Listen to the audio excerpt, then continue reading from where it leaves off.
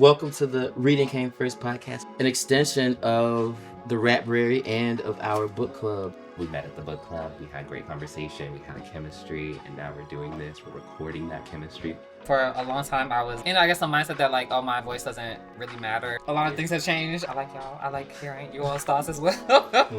My favorite things, get with the friends, have wine, and talk about what is going on. Conversation is a part of literacy, and so that's why I'm here, and I am so glad that we wanted to do this together.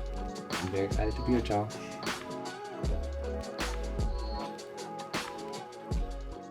It's Pride Month, we're talking about Pride. I mean, the question is, are the youth having less sex? How are you defining youth? 18 to what? Well, I mean, traditionally, like, I feel like, I guess I shouldn't say traditionally. We're just gonna say Gen Z. I mean, Gen Z and millennials. Are youth? Because I'm a millennial. I'm between 1997, Gen Z. I'm talking about Gen Z. Yeah. Born between 1997 and 2012. But when do we expect youth to have their sexual awakening? Is it like when they turn 16? Is it when they turn 17? Is it 18? Is it in college? Like, I feel like for me, like a lot of my peers, specifically a lot of my straight peers, were having like these sexual experiences when we were like juniors and seniors in high school. Yeah. And I just wasn't having that. Neither was I. And it's not like I mean, it's not like I didn't have sex when I was like 17 or 18, but it was less frequently, and it was dry. It was dry. And it was in the closet. It was like truly like not something I was able to talk about with friends. Yeah. And so like I didn't get to the point where like I was having sex and like talking about it with friends until I was in college. Later in college too, like my junior and senior year of college. And so I think that like as we get older, like when we're in our 20s or even in my 30s, I'm having this, I shouldn't say I'm, people around me are like having this like crazy sexual experience, which is great, like multiple partners and just having like conversation about it, and like that's all great and dandy. Mm-hmm. But in the queer community specifically, it seems like that leads a lot of our interactions. And this is kind of the conversation that I wanted to have. I thought it was really interesting. Like, there's this concept of a second adolescence, right? Mm-hmm. That occurs in your mid 30s, late 30s, right? A lot of the talk about it is that you are trying to experience something that you never got to experience in the first place, which is when your adolescence is happening. Yeah, you are not safe enough to come out. You are and then not having sex, not dating, right? You don't have a partner to date to explore those things with.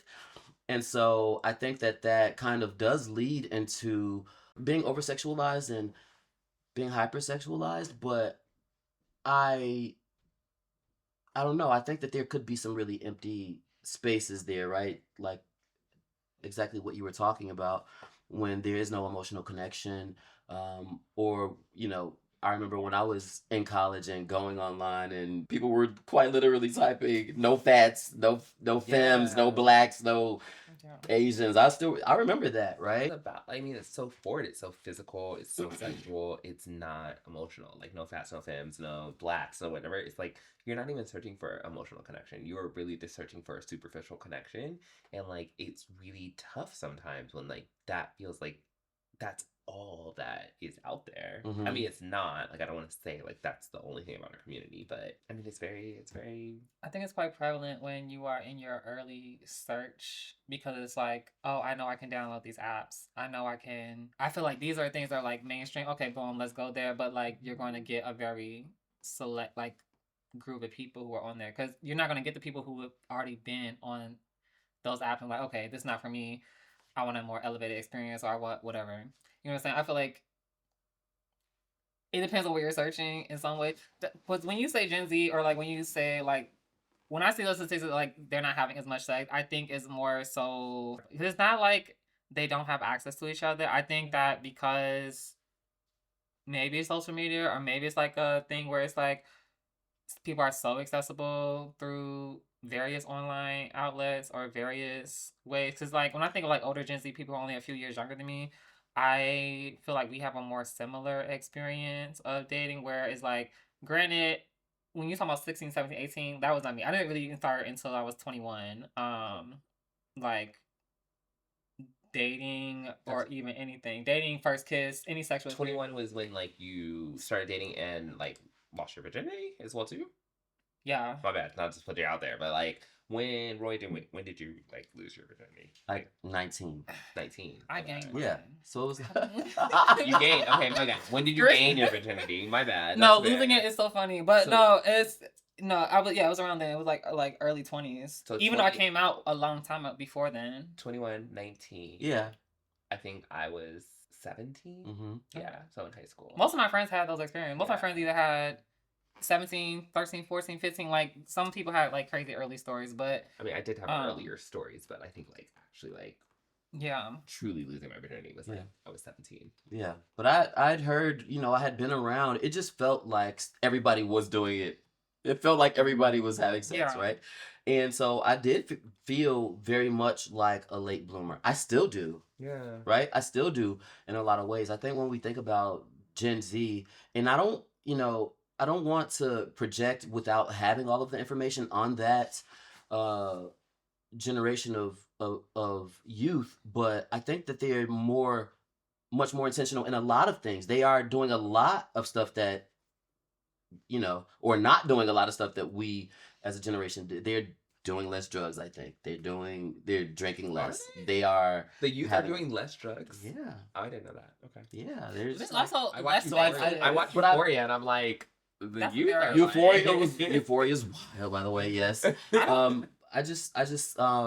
I feel like they have, they also came into the world with no blinders on, right? And so I think that they, Which in is like a lot of ways, are kind of more intentional and kind of see. I don't know. I Are don't they want more intentional? Like they came in the world with blinders, like with less blinders. Like I think like going back to your comment about social media and like things.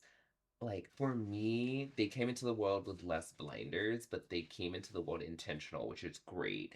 But I feel like the world is so narrow scoped that like social media and just access to so much information allows you to form an opinion on every single thing and like really truly look for that one thing that you're looking for, right? And so it provides less space for actual emotional connection and like emotional like exploring in a sense, right? So if I go on social media and I have an idea of exactly what I want, I'm constantly looking for that. So if I go on apps, I'm gonna scroll the grids of Grindr, I'm gonna scroll the grids of Jack and look for exactly what I want, Mhm. as opposed to having to actually like experience different things and like experience different people, and find different things that I want. So like I might not be physically attracted. I'm not saying I'm not physically attracted to either of you, right? Better But, not be okay, seen. okay, I'm just saying. I'm just saying, right? But I might not be physically attracted to you. If I'm on social media, I can just keep scrolling, right?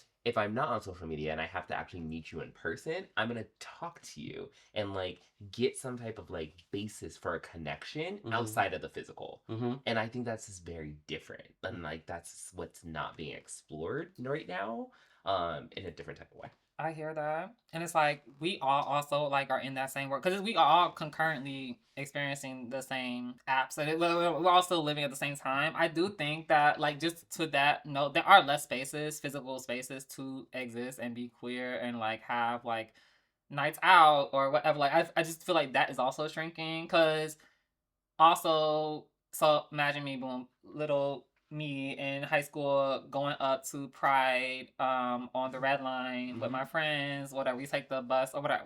From Hyde Park, whatever. From Hyde Park we go up to take the red line up Getting to pride energy. and and it's all these people on the red line from the south side on their way up to Belmont, come on. to Belmont to get off and have fun. Like that is a space like okay, Boys Town was a space. Even if you don't spend all your time in Boys Town, if you're young enough and like if you're old enough to go to Pride, which whatever, but like, you're a high schooler, you want to go to Pride and you want to like see other queer people, like that's a space to do it. And then there's all these other avenues for you to physically show up. Granted, now clubs are closing. I don't know. There's not as many spaces. I feel like that does have a lot to do with it as well. And then you have your online communities that can help you niche down further and further. But I feel like if you're under the age of 30, let's say, to be a bit strict. But I was just like, if you're under the age of 30, you're gonna have very specific experience. Like, you're still learning yourself Yeah. in so many different ways that, like, if you continue to niche down, and like, this is like my circle, my thing, without like being open to exploring, like you said, those other physical spaces, or just like traveling or anything like that, I think that you end up in a situation where it's like people are having less sex. But I think there's other crystal fascist aspects to that. Like, life is a lot harder, it seems, for a lot of people. So it's like the risk of, now granted it's not for queer kids, but like the risk of pregnancy, I mean, I guess it could be, whatever. The risk of pregnancy is like a big thing for people, in terms of, yes, we have abortions, but like not every state allows it now. You know what I'm saying? If you go to Texas, I've been trying to get myself, like, please don't go to Texas for school. But PrEP is available. What's the other thing? Not naloxone, whatever is available to help stop with like drug overdoses from fentanyl. Like Narcan. But because those physical spaces aren't there, I think also, I'm probably bring up another point, but like counterculture is not really able to be built in the streets. It's like online, very specifically. I feel like it's something with trends. I feel like I'm trying to add too much stuff together, but I do think that like the online sphere is preventing people from having these in-person interactions that I think are necessary if you are a queer person trying to like explore your identity in these United States, let's say, at least, to be able to be more freer sexually, and also not having privacy in these public spaces, because everyone has cell phones, and because anyone can like snap you like hooking up with somebody at the club, because that's what it should be. You should be able to like hook up and just have that little hot moment on the dance floor, and then let that be it. But if someone is there with a camera, whether they're working or they're just where you go. It depends on where you go. It's true. Well, of course, I mean, still have some private spaces. There are still some private spaces that exist. But I think there is something to be said about like everything is super public. Everything is a risk in a sense of like, or everything is a statement of expression, no matter what. A statement of like who I am, because you are constantly like, you're worried about like, how is this going to be perceived on social media? How is this going to be perceived online, what I'm doing, versus like actually just like living in the moment and being free. Like, just truly living in the moment of not like the presence of being online. I think that's a great point. I think that's kind of why I wanted to enter Pride Month. Happy Pride. Happy Pride. Yes. Talking about what our intentions are, right?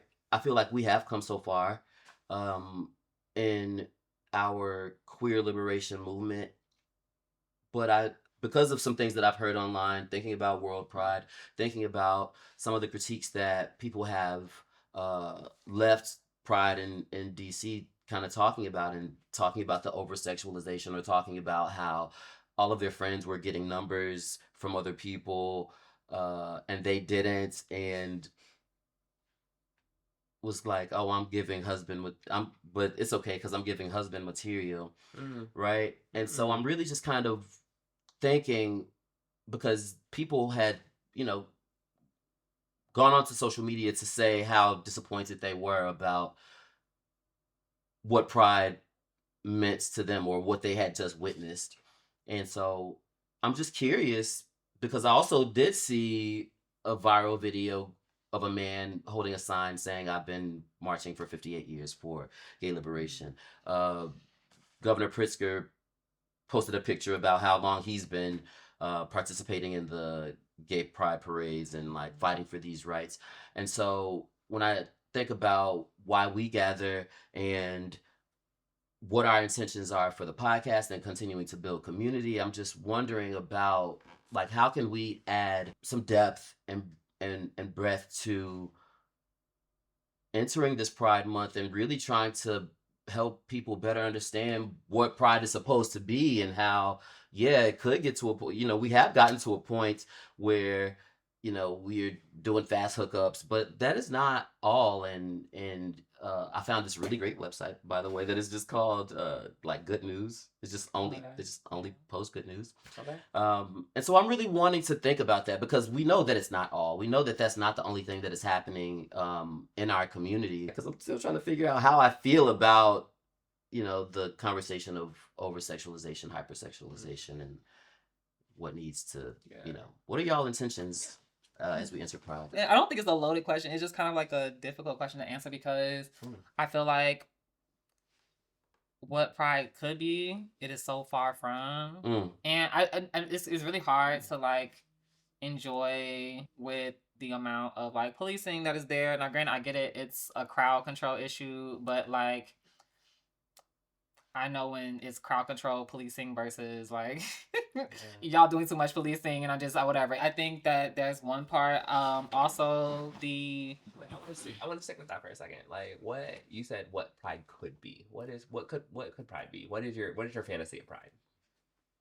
fantasy of Pride. I think Fantasy is that's a bad word. That has like a negative connotation. But what is your vision of Pride? less Like, what do you want less it to be? corporatization. I think Okay. that is a bit crazy. Like the parade is not even a parade of like I don't really understand parades in the 21st century personally. I understand like the Bud Billiken parade because it's like, oh, the kids are out there dancing, they're performing, they're doing their thing. Come on, These Billikens. other parades don't make sense to me. It's just like people paid money. It's like a gala. Like they pay money to have a float.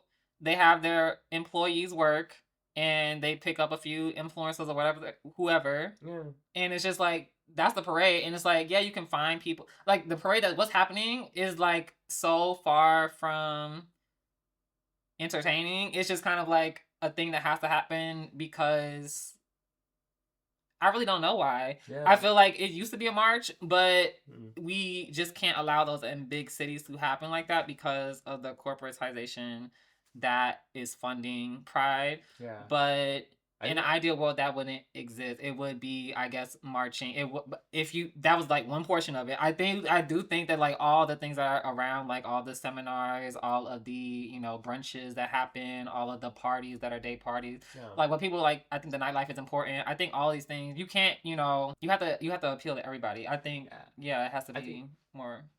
I think of that like Pride, you centered it around the parade, and like I think that's part of the corporatization of Pride is like the parade is the corporate like entity of Pride, and so like it has like been built around like this parade that happens once a month, right, or once a year, right, in different cities, right. So all through June we have these different parades in different cities, but like that's the corporate part of it, that's like the advertising part of it, and like we've gotten away from like what are we actually doing outside of the parade? How are we feeling the month of June? How are we feeling? What events are happening around the parade that are not the parade? Because the parade is the corporate part of it, right? The parade is like let's gather everybody up in this one space and see how many corporate sponsors we can have going down this like street and get this advertisement. Right. But like there's so much shit that's happening around the parade that I think we forget. So like the parties are one thing, right? So it's the space that we build, the community that we build is like one aspect of Pride. But then I think there's a lot of like storytelling that happens around Pride, a lot of history, telling that happens around Pride that I think we forget about sometimes, and we only focus on like the parade, and that's the corporate part of it. So it might be like, let's get rid of the fucking parade. Like we don't need a parade. They're not gonna go for that. But I don't know. But they aren't. The girls aren't going for getting rid of the parade. Like it's fine. As a person that is not a big fan of the parade, right? Just because it's way too many people for me. Yeah. It's such an energy suck. That's just a personal thing. I agree 100% about the how corporate Pride has become, and especially the parade. But I also think that, and remember when you're a baby gay, and you gotta find your people, right? This is also a exercise in mobilizing and organizing and representation, and people need to be able to find you, right? Yeah. And so there's a lot of ads being sold, right? There's a lot of corporations that are entering our space, right? But I do think that for kids and for people of all ages that need to come out, it's really important for them to see that I am not the only one. Yes. I need to be able to go, even if I'm not out 364 days a year, I'm about to sneak on the red line and go, and my mom ain't gonna know where I'm at for some hours. But that is so important, right? You knew where your people were, and you knew, and you felt safe because you weren't the only one that was gonna be there. That was extremely important to me. Pride means like nostalgia. Right. I have two moms, and when everybody was going to Halstead, all the black folks was going to Montrose, Mm.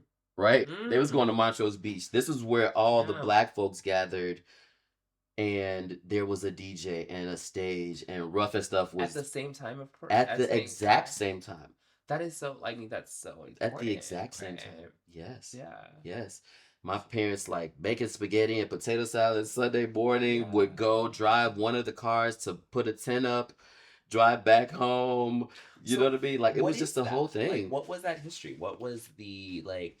You have Pride Parade happening on Halstead. Yeah. You know, and then you have this black thing happening on Montrose. Like, And Major. And and Major. ma- It and was just Major. like family But cookout. what is that? Like, was Halstead not welcoming? Was Halstead not the place where you wanted to be? Like, what was that? Why the need for that division? Absolutely. I mean, come on, because we're in Chicago, right? Mm. It's very much like when I went to and took this class at DePaul with Theodore Manley. It was called Sex in the City. He's Okay. this older black professor. Well, Sex and the City with the old Mhm. black professor. Yeah, right? and was basing this class on.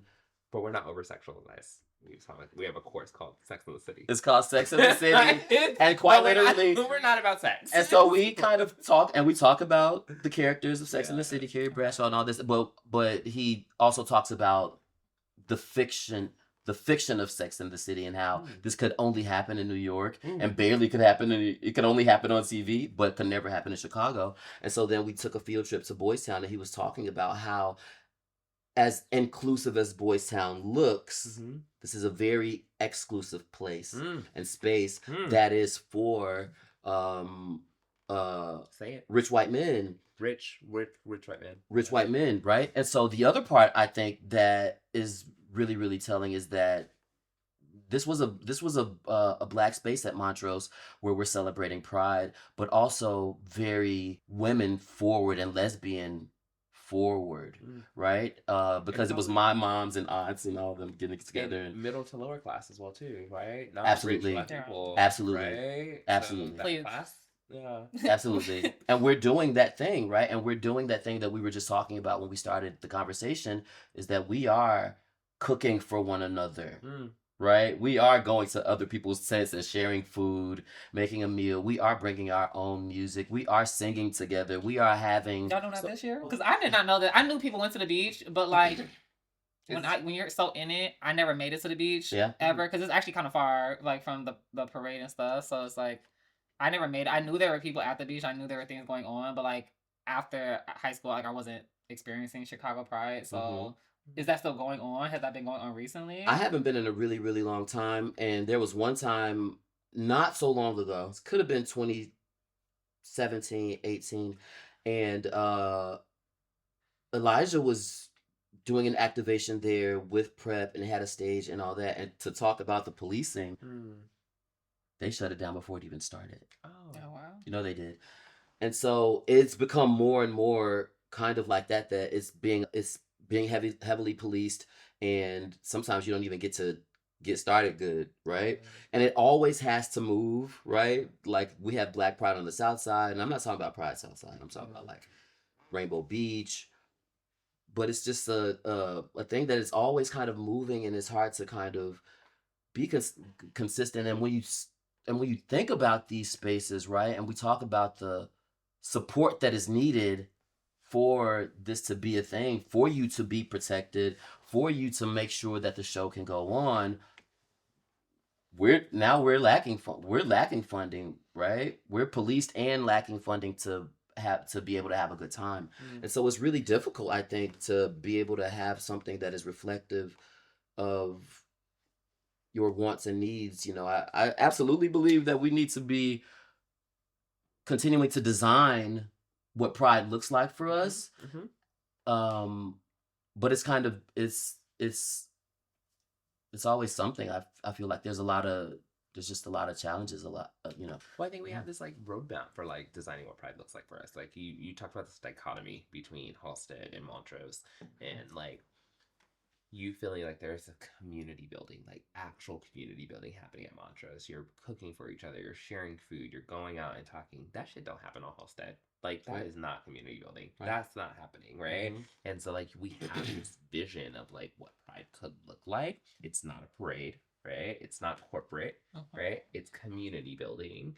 And like these are things that we can actually like tangibly build on. Mhm. It's not about advertisement, but I agree with you. Like the parade is one thing, but then also like this idea of like conjuring space or like building space for people to come and just celebrate their identity, celebrate being out, because that doesn't always happen. Yeah. But then at the same time, like Pride is not just a parade, it's not just one day of the year. Mhm. It's like how we live on a day to day, Mhm. right? And so like even like what are the community spaces that we're building outside of Pride Month? In July, in August, in September, right? Not just June, right? That Yeah. can't be the only time that we're Right. building these Pride spaces. Yeah. And I think that's the spirit of Pride is what you were kind of talking about earlier. Is like, what is actual Pride to you? Mhm. It can't just be the parade or the day. It has to be like how we're living in January, February, March, April. Agree 100%. I think their connection to community is important. Like I don't know, this is interesting because I haven't been here during my 20s, and I feel like I say this all the time, but like I haven't, so like I really don't have like that very vast community thing. I've been thinking like as we've been talking, I've been thinking about the movie The Skinny that came out a few years ago or several years ago at this point, child. But like, and it was like all these people that came. Well, Jesse. With Jesse, yes, with Miss Jessie. No, You know, before the Chicago has a shenanigans, special connection to Jesse. She's still in the news, girl. before Oh my the god. shenanigans. We pride to Jesse. We respect you. You are part of our community. We Happy love you too. Pride. No, but when it came out, like first of all, that was a really as far as like black queer movies that came out, that was like what 2012 or 2013, 14, 15, something like that. It was Now you name it 4 years. sometime in the early 2010s before 2016. Cause I know it wasn't 2016. I feel like that's the mark. No, it was earlier than that for sure. I've seen this movie, but I forgot it. Basically, it's like this group of the movie is about these 4 black queer people, mostly these 3 black gay men, and then their lesbian friend who's from London. They all went to college together, and they're meeting up in New York City for Pride, for like the weekend or whatever, and they get into all their shenanigans. They talk about all the things. Yes, no one from not Jesse with the fedora. Stop playing. Okay. That was the era of the Okay, fair fedora. enough. It was Fair appropriate then, but and so it was for me at that time I was really young when it came out, so it was like, oh, I see representation, like whatever. Like I've had this experience with my friends when I did go out during the Pride month, because like you said, all the other stuff that happens during the month, like all the parties and stuff, like that's at least where I was at. And I was living in New York, but I think that the movie does talk about a lot of things that we're considering. But if y'all haven't seen the movie, I don't know. Yeah, maybe I haven't seen it. I thought I seen it. I've definitely heard of it, but that doesn't look familiar actually at all. The Skinny? The Skinny. The Skinny. It's like they all hang out in New York. They all come. 3 of them come to visit the one guy who lives there. I'm about to binge And a bunch there's of movies. I think it's a good. It's binge worthy. Like I definitely. It's only a movie, but you know what I'm saying. It's I definitely. think we're like. I mean, like, it's definitely worth watching. Is there a rape storyline in the movie? There is. oh Lord, And that's not Well, Stevens from Noah's Ark? no. that's not him. Okay, never mind. He's also really he's bald. I'm gonna let it go. No, I got you. He's bald, but like at least in the movie he's bald, and so but it gives that character, yeah. So Okay. you're not like far off. Like Okay, the cool. energy of that character is Yeah. not there. But I could see that. I can see why you want that there. Maybe I just hate Daryl Stevens. My name's Ryan. I'm newly single. Apparently, I have you on my mind. So shoot. Mhm. Shoot. you know, sometimes you got to take your shot, and this is it. I'm Got screaming. to. But well, it was a good movie, and I think it does talk about a lot of the issues, like when people talk about the hypersexuality. If you want to go to the sex party, you can go to the have baby enjoy yourself. But it does talk about all the different types of things that are going on. Like a lot of that, when you talk about those TikTok videos, that guy who came up recently, he was like, I wasn't having a good time. Like I'm husband material, and like all these other people there, they just didn't see that, and so like whatever, they trying to like big himself back up. Yeah. Like that storyline is in there. Wait, a I little want to bit. pause there a second. Wait, what? The one Husband material? Husband material. Yeah. The guy. Can you like run that back for me? I Like, what's the story? I want to make sure that I got it right, but he goes online and he basically talks about how his weekend went when he was at Pride. All his friends were pretty much getting numbers, and he was just kind of, he had pretty much summed it up like, oh yeah, but they give freak. They give freak, and that's not me. I give husband material, and so I'm okay with not having the attention that my friends got, but I'm looking at it. It felt very judgy. But you're okay with That it? I But you desire. made a video about it? Made a whole video, and people had a lot Yeah. to say, you know, in a lot of different ways, which is kind of what I wanted to ask y'all about. It's just like, what are your thoughts on that? What are your thoughts on that question? On that terrible summation of that video? I mean, I feel like I have been in that situation. I usually am in that situation where like I go out into spaces and I don't. It's not my thing. I don't pull a lot of numbers. I'm not that like I'm an introvert first of all, so like I don't like talking to people generally, and so I give that energy when I go out. And I have been in like a mindset where like, oh, like I give husband material. I'm an intellectual. I'm bougie. I read, and these bitches don't read. They're freaks, right? Mhm.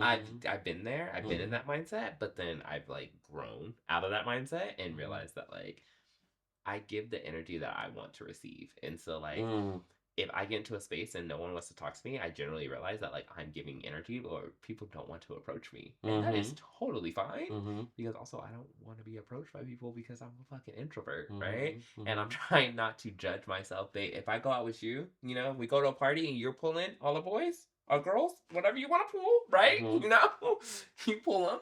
You're pulling all of them. That's not like what I necessarily want to do, right? Yeah. I think you gotta be grown to a certain extent to recognize that like it's really not about you. You never bigger than the program. I think it's just kind of like I love that. it's just I just feel like it was just a little never bigger than the program. Yeah. I love that. Yeah. I love that. I just think it's just funny. I'm like, granted, again, have I felt like, oh, I don't feel like I'm being desired in the spaces I've been? Yeah, and then it's also kind of like, well, what are all the factors being played into? And it really doesn't matter. Like, I go to places to dance, right? So exactly, I go to places to listen to music. Yeah. Listen to music, to dance, to drink, to literally get drunk, to like whatever, forget about whatever happened. Like, just come on, I go to there's places so to get drunk. What? I go to places to drink. This is why we friends. This is why we friends. And I just feel like there's so many other reasons than just like, oh, ain't nobody want to talk to me when I came. And like, I guess you feel like you invested, but I just feel like if you're at that point where you feel like you're investing into like having these pleasurable experiences, you gotta pay to play. At least in that situation, if you really want to get into that, like, then fine, go ahead and do that. But I just feel like you can't control how you're perceived, and just like if anybody, just whoever you are, you cannot control how you're perceived. It's helped me so much, and just like being able to just walk out the door and just feel whatever. Like I can feel eyes on me. I can feel all these other things. I mean, even if this, it's on a broader scale, it will save you from a lot of those type of embarrassing moments where you probably should just he should have probably just like processed that like with himself. Took a little minute, like wrote it down and been like, why do I feel this way? Why does it feel? I feel like that with most of the videos I see. That's true. Like you should have just a therapist or a journal would really help you. Just think about how you sound, because the thing about it is like you talking about it's giving freak, it's giving hoe, it's giving all of this, and I'm just kind of like, yo, hoes is getting wifed up every day. Exactly. Freaks is getting wifed up every day, rightfully so. Rightfully so. Right? I want to see what it do. Okay, that's the first thing. But I have the experience like being in a space where like you're at a party, multiple people, and you're expecting to talk to people. I have looked around and I have like literally, this is specific to like the queer community, right? I have seen people on their phone, on Grindr, on Jack'd. Totally. Instead of like actually interacting with the people in front of them. But this is my thing, right? As a person who does not always look approachable, but in your mind you want to be approached. I got over it a long time ago. I don't think that I'm giving approached. I think like, why don't you approach someone else? What if we're thinking of the same things and nobody's making shit happen? But what makes you look unapproachable? Like I just think, I mean, first of all, you black. You know what I mean? More before I speak, like, is that what it is? No, I don't think it's. I mean, sometimes it could be that, right? A lot of times people could be intimidated by you. It's not Exactly, it's that they want to talk, intimidation. but they could be intimidated, right? And so sometimes you gotta, you know, make the first move. Make yourself less intimidating. I wouldn't say make yourself less intimidating, but I don't think that if you are giving that, I think you should have a real awareness about kind of what is happening. I feel that. Right? I feel that. I also And feel like people are not staying away from you. I had to figure, I think, that there were a lot of things that I was thinking about myself, and it really probably wasn't that, which is like you're less desirable and nobody's interested, or you're black, you're this, you're that, you're too dark skinned, like all of these like other things, and it's just kind of like maybe somebody thinks the complete opposite. Maybe somebody is really desired and they're almost intimidated by you. Maybe they don't know what your thing is. Maybe they want you to make the move. Maybe they want you to come up to them. Right? I feel And you. so I've been there. I've been there. It took me a really, really long time to be able to put myself in the driver's seat and make what I wanted to happen. Make what you want happen. Because I feel like it goes with that same thing of like you cannot control how you're perceived. So the only thing you can control is how you show up. And as someone who can be introverted as well, I feel like I'm definitely not as introverted as I used to be. But I think that like that is something I had to learn myself. That's like most people are not thinking about what I'm thinking about. Like my insecurities are mine alone. Like no one knows that like how I felt as a child and like what is like making me feel like, oh, those same things still are like preventing me from this connection that I'm seeking. And like friendships, romantic partnerships, whatever, even like flings, you know what I'm saying? I have to get over the fact that like these situations, specifically parties or concerts or anything that is like a public space where people are drinking, indulging, out with friends, out by themselves, whatever. Like you're in these types of public spaces that are not maybe the idea. Like if I want out someplace and it's like a loud club, yeah, you're probably not gonna have like the greatest conversations with people because maybe the music is bumping. You know what I'm saying? Like when he said that, or like the whole like the husband thing, I'm like, well, if you're looking for a husband, why you at the club? Why you at the club? I mean, it's just kind of right. Exactly. It's like if you're gonna be husband material, you're looking for a husband, and then you're comparing yourself to friends that have pulled multiple numbers. Like, baby, like if I'm out of space and I'm pulling multiple numbers, am I looking for a husband? Honey, why you hating on your friends is the question. Why you hating on your friends? But like exactly, like why you hating on your friends? And then also your friends ain't looking for husbands. You might be looking for something different, right? Especially during, I mean, and not saying that a really cute, beautiful story can't happen during Pride, but at the same time, I got 18 different numbers. Really like on that for Pride. Yeah, and see, the thing is, I'm trying to fuck. Right. And I mean, you're not trying to fuck. What you doing? And that's the thing. And I think that's so real, right? Like we have book clubs once a month. That's really cute. Wholesome moment. Yeah. Love it. We'll continue to always create those spaces, right? Pride is another thing. The club is another thing, right? Like know where you are. I'm not Let me know where you are. I'm not looking for my husband at a circuit party. Like if I find my husband at a circuit party is a problem. Okay, that's not necessarily. It could be beautiful. It can happen, baby. You never know. But that's not what I'm on. That's not what I came here for. Okay, I didn't put this motherfucking song on to go find a husband. She like, I can't believe I didn't find my husband at Steamworks. I got mine on. Like, yeah. I sucked 10 dicks at Steamworks and I didn't find my husband. I don't know nothing about this life.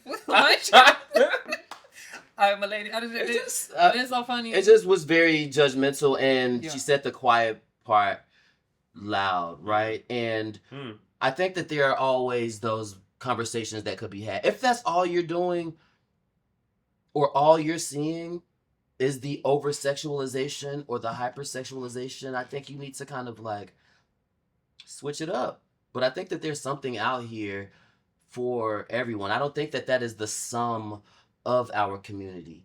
There are places that you look and you can see, and that is like all that is happening. But I do believe that there are other avenues available, right? I see a lot of different things happening, to be quite honest, right? I see sober men's circles. I see uh, gay reading groups, nudists, just like The literally girls need a everything. hobby. That's really what Just it get is. a hobby, but Yeah. don't pop out for a Sure. second and then judge the entire community for what so many adults have agreed that they want their pride to be like. Yeah. You know, this is probably one of the more important prides politically that we've had in a really long time, and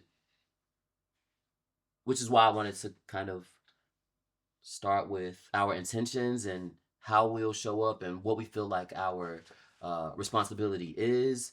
I loved that over the weekend there were um, a lot of people right in front of, I guess it was a courthouse, who had brought just the largest uh, gay pride flags that pretty much covered the entire front of the steps, and really just I think about all of those symbols and what it means, especially in the home of uh, a president that is attacking you know our rights and queer rights and trans rights, right? And really kind of making it as though trans folks are this really large threat to society and to community.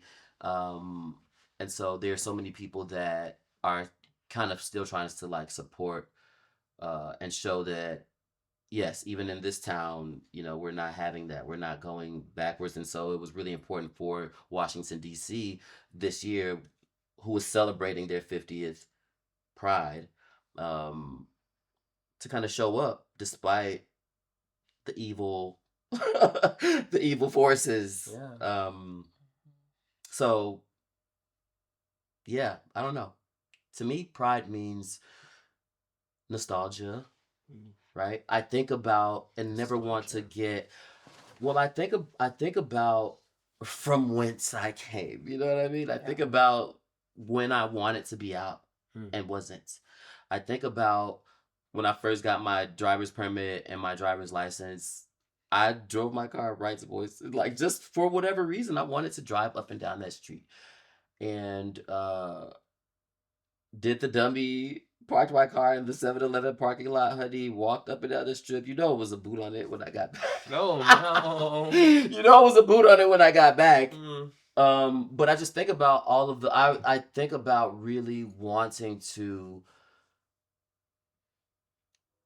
find home there. I knew I was different, right? I knew I wanted to find community, and been out half my life now, but I never want to forget what it was like when I wanted to come out, right? When being out was a dream. Before I had a partner and a house and all of those things, these were dreams first, and I don't want to be jaded and kind of like forget. So yeah, I think about the nostalgia of it. I think about these being very fun gatherings for my family. I think about when my parents came out to me, right? And like how scared my mother was to come out to me, right? I think about so much that we kind of take for granted now that used to be really just like it was just like it was just kind of a dream. And so that's why everything that I do when I talk about stories or writing a children's book or talking about the Ratbrary or building these activations when it comes to book club, like I want us to continue to gather. I feel like it's my duty to continue to create spaces where people can find us, because I remember what it's like, even if I spend a bunch of days being and taking things for granted. I'm really happy for the opportunity right now to not only count my blessings, but to kind of enter um, Pride Month wanting to define it as something else and redefine it, right? I know that people look at our community and be like, oh, you're over sexualized, you're hypersexualized, you're only this. And so this is a great opportunity, I think, to remind ourselves and the community at large about how much sacrifice it took about how many people fought and died for us to, you know, have certain luxuries and liberties. I mean, that's beautiful. I just want to like pause for a minute and like just like taking the fact that your mother is gay, Mm. right? And like you Mhm. come, like you have this like very like queer family, Mhm. right? That you had this like multiple coming out experience as well too. You had your parents coming out to you. You had to come out yourself. Like that's unique within and of itself, and like that is like a beautiful thing, and it's like definitely something to celebrate during Pride. Like I think it's like we talk about the parade, we talk about the parties and things, but like I think one thing that we don't talk about is like the storytelling and like this is a time like while it should not be the only time we're telling our story, it is a time to tell our story, right? It is a time to like really celebrate that history that I think that we forget. And like there's so many things around Pride that we forget about, like the struggle and the protest and the overcoming and all of that. Yeah. But at the core, it's just us telling our fucking stories, Yeah. right? It is us like living proudly, like the opposite of pride. I think we always forget that the opposite of pride is shame. And Right. like, you know, we're trying to Right. we're trying to You need to ignore say that that again, shame. actually. Yeah, go I ahead. think you need to say that again. The opposite of pride is shame. And for so long, we've lived in shame. For so long, our entire community was living in shame. For so long, I was living in shame. I was like raised in this very, very Christian household, which was very loving and very black. And like, I love it so much. I love my grandparents. I love my parents and all of that. Yeah. They raised me. But at the same time, I was very shameful of Wow. like who I was, Yes, right? Of course. And pride for me is like just a moment to realize that like I can celebrate all of me. But at the same time, like the earlier conversation we had about like Montrose versus Halstead, like I go to Pride on Halstead, I can't celebrate all of me, right? Because I come from this like poor black family, right? And that's not what's celebrated at Pride. It's rich white folks, as you said.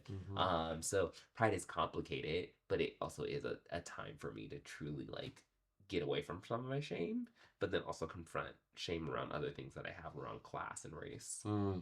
Which is very interesting. So, like, for me, that is pride. Pride is complication. Pride is like, I can celebrate this side of my identity, but I don't know how to, like, bring the other side of my identity in. And I think when I was younger, that was very much like what pride was. Like, it was very white and queer. And I was like, oh, let me go experience the queerness of myself. But now, in this 30 plus, I'm not 30 plus, this 30 plus age of mine, right?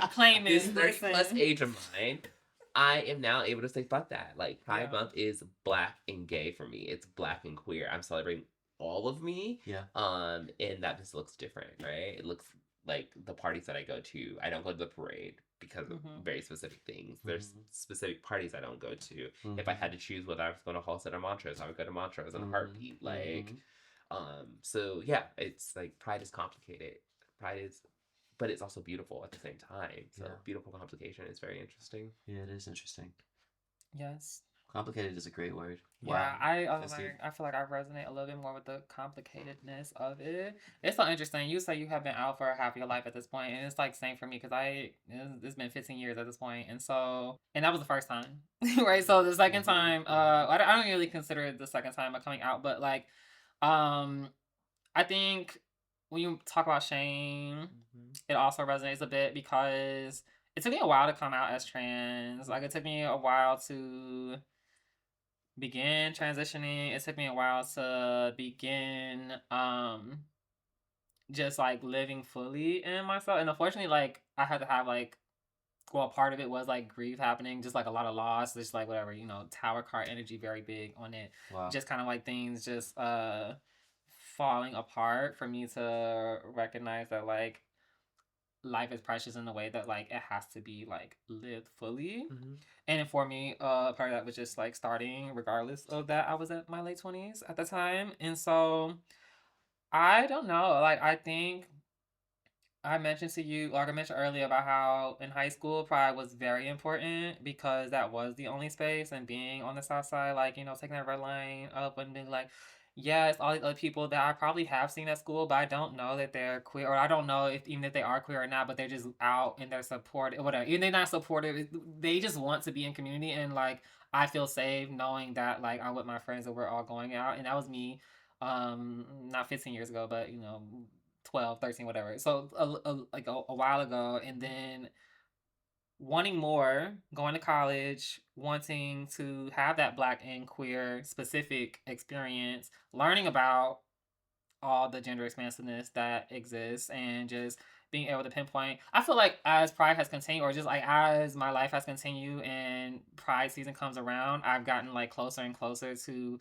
understanding that like, oh, this is there's more, or like, oh, this feels a bit better, or like, oh, this feels a bit like more how I feel. Like I feel like I fit more in this box, or not that box, but like I feel more comfortable in this space. Like, oh, these people have shown me that like I'm getting closer to like that community, or like that my people. I feel like as my life has progressed, I've gotten closer and closer and closer to feeling embodied, let's say. And Pride Month does, I guess, like signal that turn. Like I've been so many people since in the last 15 years. So Wow. it's like when I think about Pride as like more recently, I'm like, oh yeah, that's when the bookings are a bit more better, there's a bit more parties, like I can DJ a bit more, or things like that. Like that was more so the last few years when I was living in New York, and then when I was in college, I don't know exactly where I was at. I feel like sometimes I would go down to the New York, or I would be back here in Chicago, and some years I just wouldn't go out during Pride. I think this wrestling of just like, oh, this is always the time of the year when one is my birthday during time of this year, but then also it's just like, Hold on. Happy thank birthday. you. Gemini season. It's Gemini season into the Cancer season, summer, the solstice is happening. There's all these things that like June represents. Yeah. That is a signal for me to like reflect on just where I've been. And if I think about this year, like I feel great. Like I'm proud of myself. I'm not even gonna like I really do feel happy about like where I'm at in my journey. I don't think that I have shame. I don't think I have. I mean, I do have. No, I don't really think I have shame. I don't think that that's something that is lingering anymore. I feel like a lot more just like happy with where things are, whether or not I go to the parties, whether or not I go to the parade. I'm still searching for, to continue to like build my circle of people, like find that tribe, for lack of a better term. But like I think that, we're on our way. I'm glad, like I'm happy to be 31 almost, in a few days. Like I'm happy to be like moving into this next step of like place of my life, because I think for a while I didn't even imagine what 30s could look like. I knew they were on the way, but it's obviously not promised. But you know what I'm saying? Like, I knew they were on the way. I just didn't really imagine like what my life would look like as a trans woman moving from Chicago, from the South Side, with the family that I do have. And they're not super, super religious, but like I never thought that like I would even be able to have conversations with my mother, with my father. Like I just seen my father 2 weeks ago.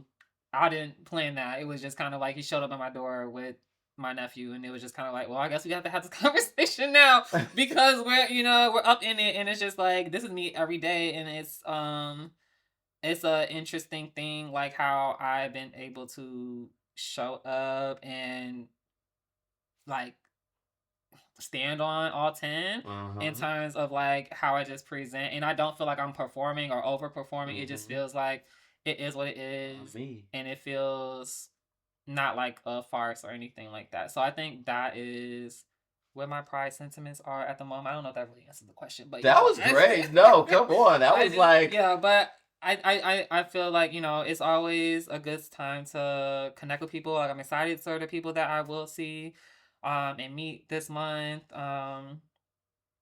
a lot on the table, and it's a lot to enjoy. That was beautiful. Yeah. I didn't know we were gonna get there from how you started. Yeah. That was gorgeous. It'd be like that. Thank you. That was really nice. Yeah. That's a lot to be proud about, actually.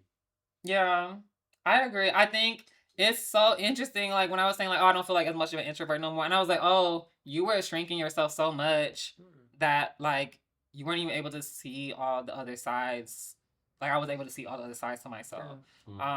And so yeah, we embodying. Okay. Are we dating? I don't know if we're dating right now. We could be. Like, come on. You might see me. Okay, see me outside. Mind your business. A fully realized. Come on. Toast to you. Happy birthday. Toast to Pride. Happy Pride, y'all. I love that. I loved every moment of that. All right. Let's ground our conversation in literature.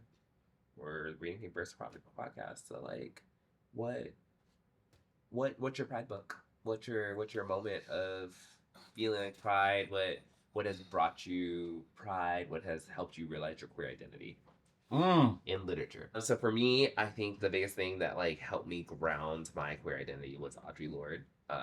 Specifically reading Sister Outsider. I read it first my second year in college, maybe, and understanding like her really just relentless understanding of difference and how difference like shapes us, and like really respecting all aspects of our identity was so important for me.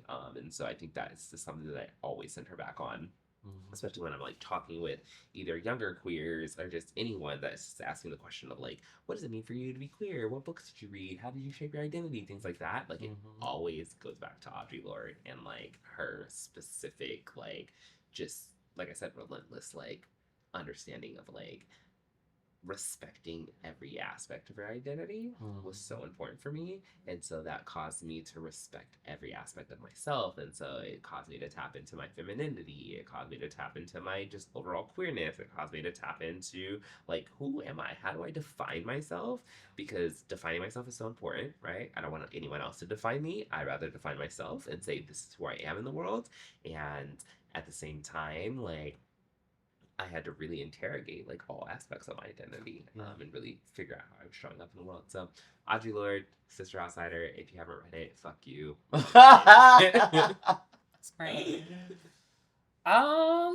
Just to go down the line, I'm not gonna hold you. So just because it's fresh on the mind, this book, when I did read it, I was 24. All about love, bell hooks, okay. All about love, bell hook. I think it helped me to stop centering men. So I like let's jump back a few years. I think centering men. When I was a baby queer in high school and college, I'll give it, high school and college. It was bad. We were obsessed. I think it was just kind of like I saw so much. I think the way she sets it up in this book, and you know, people have critiques. I have my own critiques. However, I think the way that she showed of like how love should look, like how, well, not should, but just like the amount of ways that we are conditioned to seek love, romantic, platonic, well, familial, you know, through a lens outside of patriarchy, or through a lens outside of white supremacy, outside of a lens of, you know, class-based racial, you know, tension or whatever. I think there's so much that she brings up to expand the definitions of love and what that looks like. And like the main takeaway for me was really to like decenter, even though yes, I'm attracted to men, like decentering their role in my life as like on the pinnacle of like, oh, for me to have a man is like everything. Like you'll never catch me in that mood anymore, because it's just not true. Now, granted, as you get older, you will find out for your own reasons why that may not be the case if you are attracted to men. But I do think that like this book and like other, you know, Black queer scholars like Audre Lorde at the time just have been able to lay out a framework, or the Black queer feminist like framework has been able to help me detach from, I don't know, let's call it hypnosis of just like men being the pinnacle of like success as a woman or a gender expansive person, whatever.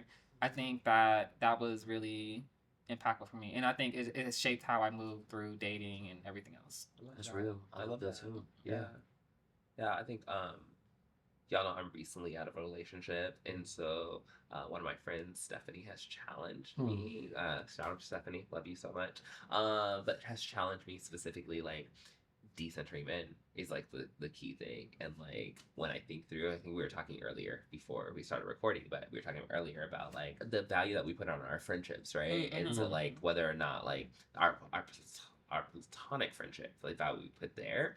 And so one thing that Stephanie has like challenged me is like as I'm like moving out of this relationship and like beginning to date again is like the decentering of men. And like is that the topic, is that the only topic of conversation that I bring up with my friends? Like, am I only talking about men or people that I'm dating, or I'm actually talking about the other shit that's going on in my life? Because men don't need to be centered, and that's like really challenging and like really hard for us to do because we're socialized to think about our relationships and our connections with other people, like sexual or romantic. And like that's usually our topic of conversation. And so like I've had to like really realize like, oh, I need to decenter men, right? And so I think that I read a little bit of the Bell Hooks book, not all of it, but Yeah. like I think that was really like causing me to think about like how different love is, or like how we need to think about love differently, and it is part of that decentering man portion. I don't know. There's so many people in books that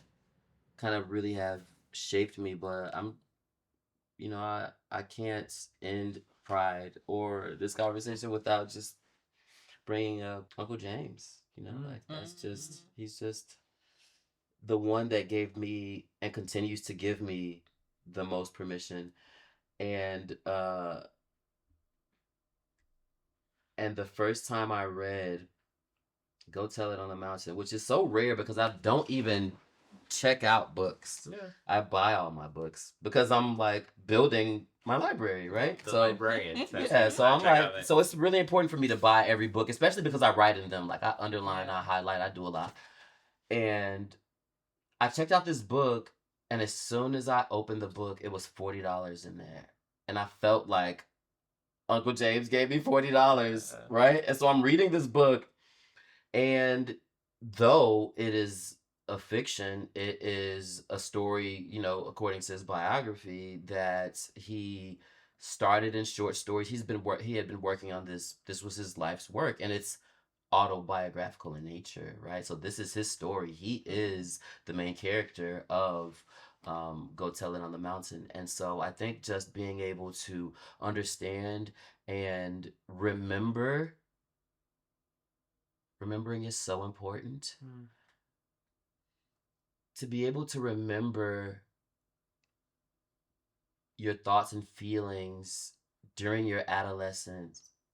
You have not committed. You do not know yet that you are like this, right? You do not know that. You have not claimed that I am gay, but you do know that you have feelings for another boy. They grew up in the church, right? He grew up in a very religious family. His father's preacher. And I think just being able to kind of like navigate and fall in love with a person who was also in the church, and the love was stronger than the hate that he was being taught from the pastor of the church, right? I just thought it was such a beautiful and real story, and he is one of the most lyrical writers that I have ever really come across. It has such a rhythm there, right? And so he gave me so much permission because there's that book that exists, Go Tell It on the Mountain, but he used to write articles, and there's this one really important article that was published in Playboy called There Will Be Dragons, and he talks about his hustling days. He talks about when he used to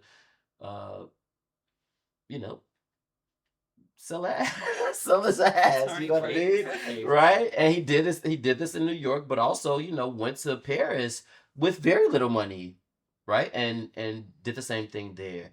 And I think to know that there was this literary genius that shaped all of us, right?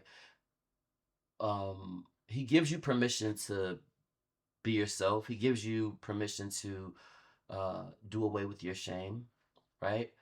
And so, you know, I love him for that. I love him for the courage and the bravery that he had to write these very harsh truths because he knew that he was freeing himself when he did it. This is a person that had multiple suicide attempts, right? This is a person that was surveilled by the FBI, right?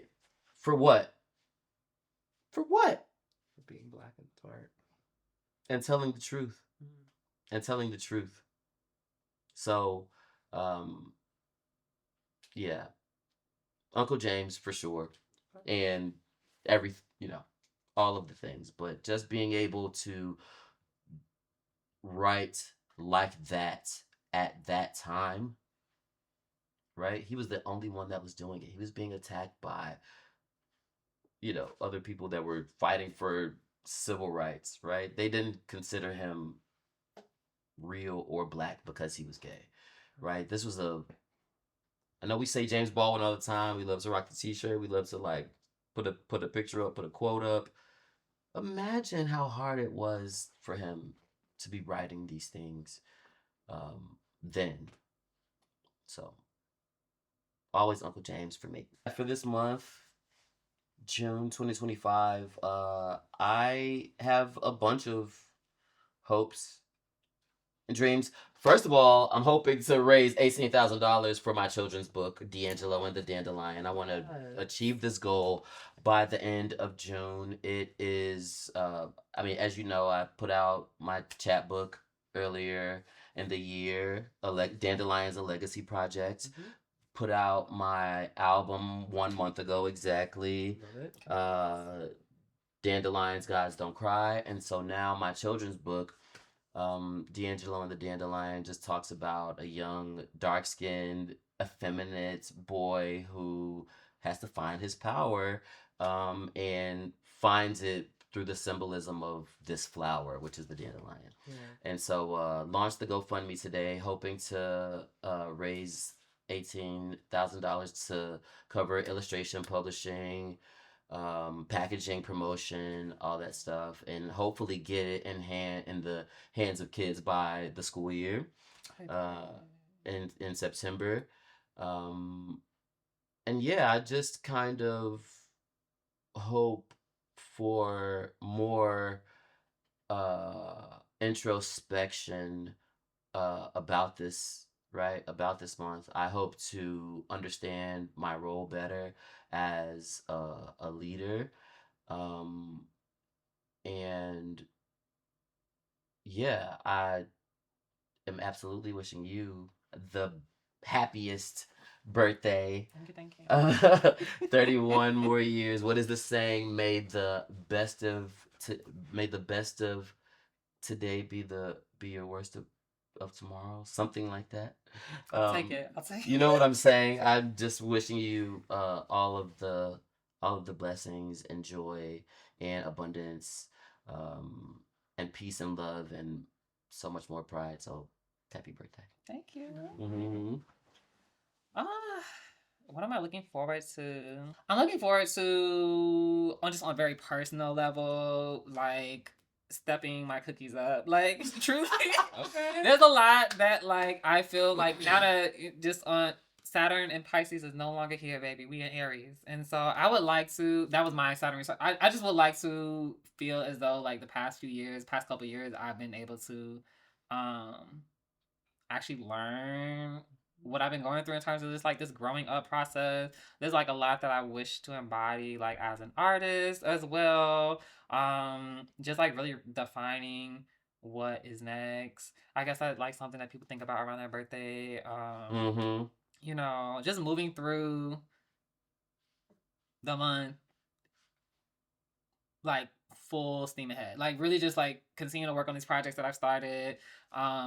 Continuing to like push towards improvement of like myself, like keep myself grounded, of course, but just really impressing myself with like what I can do, because I feel like I I feel like I'm at that early 30s plateau. In my head. It's like in my head thing, but I just feel like I would like to not like take control. Like, yes, I'm letting the moment take me where it needs to go. But there's a lot of things that like I just have my personal goals and like where I would like to be as like an artist or things like that, where I would like to just step up and like embody it a bit more. So that's my biggest goal for the Pride. I mean, I would love to go out and, you know, meet some people and like, you know, continue to expand community and things like that. I like, you know, I am technically, I'm from here, but I'm still new to the city, it feels like. So, I mean, I would like to, you know, get out a bit more, see who the people are, you know, connect. That's really the biggest thing. Not spend all my time at home, because I could do that real easy. Y'all get me out the house. We're gonna be outside. Get me out and far away from it as well. We're gonna be outside. Every weekend this weekend. I mean, every weekend this month. We got something. So every week, yeah. So I feel like that's a, you know, just keep pushing, Awesome. Yeah. I think for me, this Pride like is a moment of healing for me, of self journey and self discovery. I think I want to be outside, but not too outside. Is there such a thing? Yes. Inside of the gay community, there is such a thing as being too outside. Okay, I'm not trying to be Ransbury by fall. Okay. So I want to be outside, absolutely. No, you did. That's so funny. I want to be outside for sure, but like, I think for me, it's just like it is like I said, it's a journey. It is self-discovery. It's self-discovery in the sense of like, how can I just be all of me at the same time? I think for so long I have like compartmentalized different aspects of my like identity, and so now I just want to be all of me at one time. And so what does that mean? I don't know, but I'm gonna find out this Pride season. It's giving like self-actualization. It's giving fully realized, fully embodied, as you said. Both of y'all are like really kind of in these really brand new stages and seasons of your life, which I know it could be, you know, a little scary, but also really exciting. I remember my early 30s. And that's what Pride is. Like, Pride is about coming out. Like, at the center of it, it's about coming out and being prideful. And that's what Pride is. So, it is journey. It is self-discovery. It is all of that. And so, like, that is what you and I are going through right now. And you will be there along the journey with us. You will see us. I'm right. I'm right there with you, but I am 3 months out from being 40, honey. I will be 40 in September. It's Elder Gang. Elder Gang. Dad's here. Dad's home. And I'm very excited about that, right? I remember being younger and all of the things I cared about when I entered my 30s. I remember just kind of being so in my head and not necessarily being exactly who I was. I didn't feel very embodied, right? I did feel like I had compartmentalized a lot of parts of me, right? Shadow work, honey. Did that shadow work. You can come too. Actually, come out of that corner. I need you. I need you. Right? I need you to help me on my journey. And it was my shadow that kind of helped me through my 30s.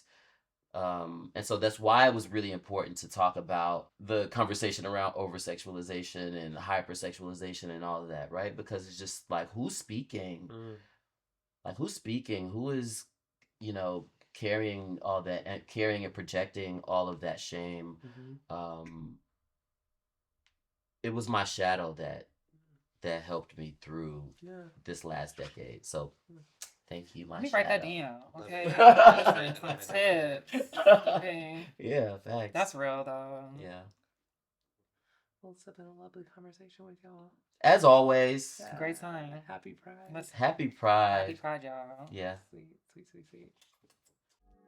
This has been an episode of Reading Came First, an original production from Rapbrary, a special librarian production house. Produced by Amarii Rynée, Ryan Sinclaire Davis, and Roy Kinsey. Video team, Aaron Turney and Alondra Gonzalez. Visual design by Uriel Velasco. Music produced by Laserbeak, performed by Roy Kinsey. Thank you for listening.